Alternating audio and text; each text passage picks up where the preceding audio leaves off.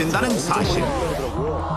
만약 이때 무방비 상태로 속면가루에 노출되면 미세한 속면가루가 폐 속을 통해 폐 아래쪽까지 파고 들어와 잠복했다가 시간이 지나면서 각종 폐 질환을 일으킬 수 있는데, 성면의 입자 크기는 5에서 10 마이크로미터로 눈으로 확인하기 어려울 만큼 매우 미세하며,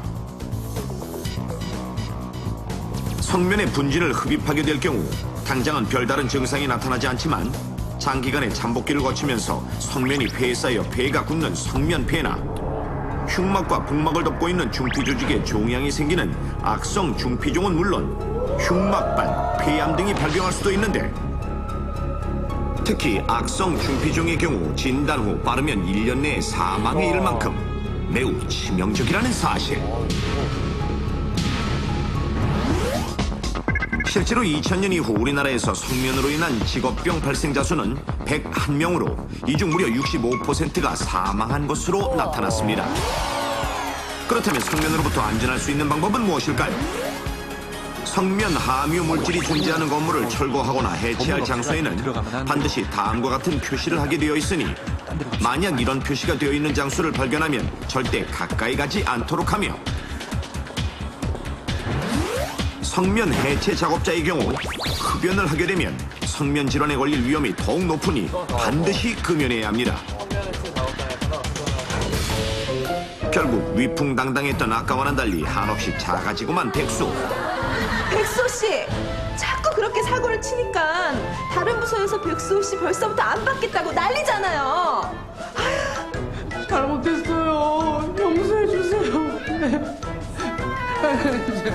5년 만에 어렵게 구한 직장에서 쫓겨날 위기에 처한 백수.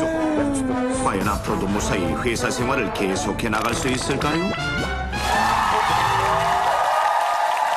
성면이 아까 자동차 부품에도 쓰인다고 하셨잖아요. 네네네. 뭐 제 차에도 쓰였는지 그거 궁금한 사람들 많을 것 같은데요.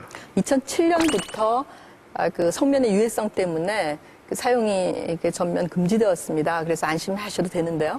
혹시 그 차 구입하신 지 오래됐으면서 이렇게 많이 운전하지 않은 그런 경우에는 남아 있을 수도 있잖아요. 성면 브레이크 라인이 그대로. 그래서 한번 확인하신 후에 제거하시는 게 안전하겠죠. 삶과 죽음을 결정짓는 순간의 선택. 만약 당신이라면 어떤 선택을 하시겠습니까? 위기의 순간 죽느냐 사느냐. 아직 눈이 채 녹지 않은 어느 이른 봄날, 겨울에 날이 풀리기만 손꼽아 기다린 석호 씨는 약속 시간보다 일찍 도착해 일행들을 기다리고 있는데요.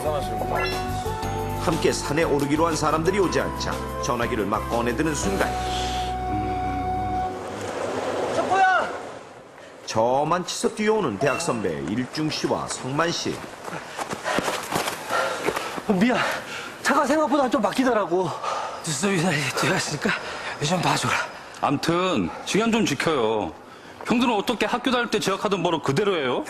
석호 씨는 평소 입 바른 소리를 잘하기로 유명한데요. 오늘은 늑장까지 부린 탓에 선배들도 딱히 할 말이 없습니다. 됐고, 암튼 이러다 해지겠다. 어서 가요. 결국 생각보다 조금 늦게 산에 오르기 시작한 석호 씨 일행. 얼어있던 계곡도 녹기 시작하는 해빙기가 찾아왔지만 산 중턱은 아직까지도 한겨울인 듯 눈이 덮여 있습니다. 그렇게 눈길이지만 의욕적으로 산을 오르던 세 사람. 이야, 뼛속까지 상쾌해지는 기분이네. 다들 겨울에 집에만 있었던 탓에 소풍 나온 아이 마냥 기분이 들떠 있었습니다. 잠시 후 벌써 지친 기색이 역력한 초보 등산객 일중 씨. 석호야! 좀 쉬었다. 잠시 숨을 고르며 쉬어가기로 한 석호 씨 일행. 그런데 산도 잘 타지 못하는 일중 씨가 의외의 제안을 합니다. 석호야, 여긴 다른 사람들도 많이 다니는 코스 같은데 어디 다른 길 아는 데 없어? 넌 많이 다녀봤을 거 아니야. 새길이 있긴 한데 사람들이 잘 안 다니는 길이라 좀 위험할 텐데. 몸 삼아 한번 들이대보는 거야. 등산로이긴 하지만 한 번도 안 다녀본 길이라 선뜻 내키지는 않았지만 저 형님들. 그럴까? 선배들과 함께라면 문제 없을 거라는 판단에 석호 씨도 그러자며 마음을 바꿨습니다. 서로 의지해가며 가파른 산길을 오르기 시작한 세 사람. 낯설고 험한 산길이 조금 힘에 부치긴 했지만 큰 문제는 없었는데요. 그렇게 몇 시간이 지나고 하지만 아무리 걸어도 도무지 정상은 나타날 기미가 보이지 않고 체력까지 점점 바닥나고 있는 상황.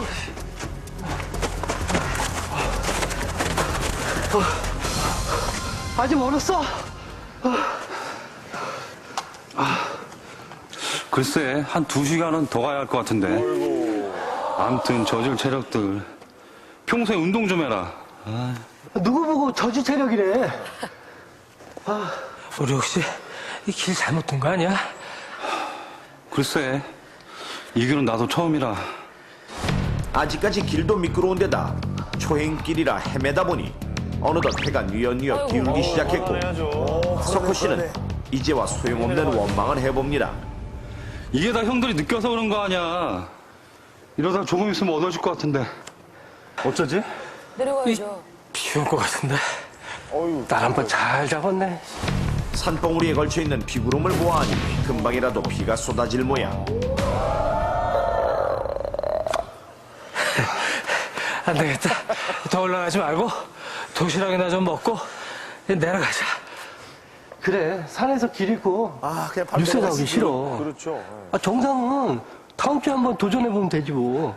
다음은 다시는 형들하고 안 온다, 안 와. 내려가요.